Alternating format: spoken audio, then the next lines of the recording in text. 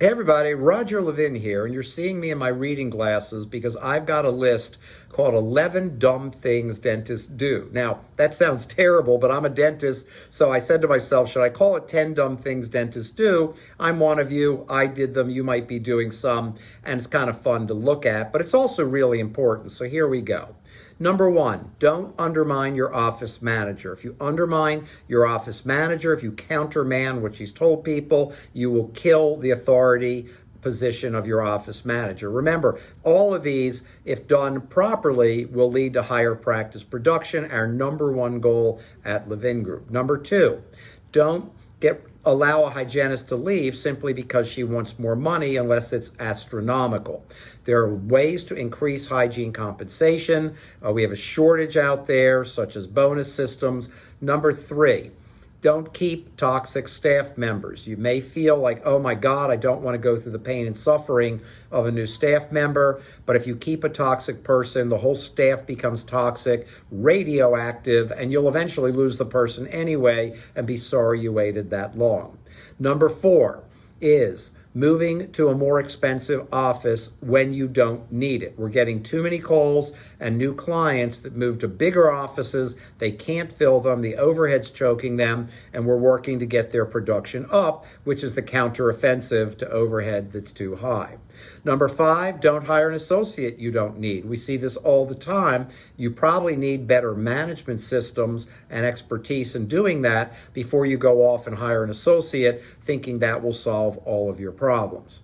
Number six, hiring more staff to compensate for bad systems. Systems work. Your success in practice will be directly proportional to your systems. Great systems, great practice. It's that simple. Number seven, not updating your insurance codes. I just read an article about 23 new codes that came out. Now, not all of them will increase your production, but one will, the one that says now you can combine first hygiene appointments with periodontal therapy. So get going, know your codes, and use them properly.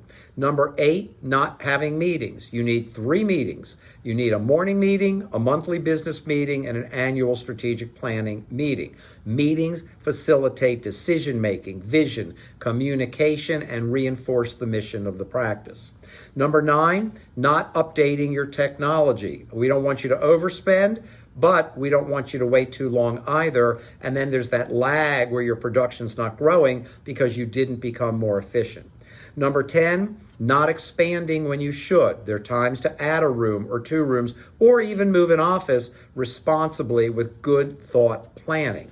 And finally, number 11, not fully using your assistants. Delegate everything.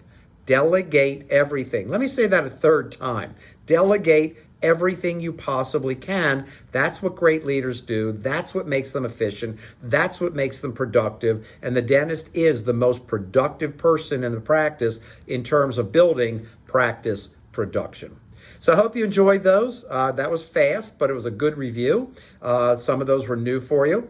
And as always, I wish you increased practice production every year, and I'll see you next week.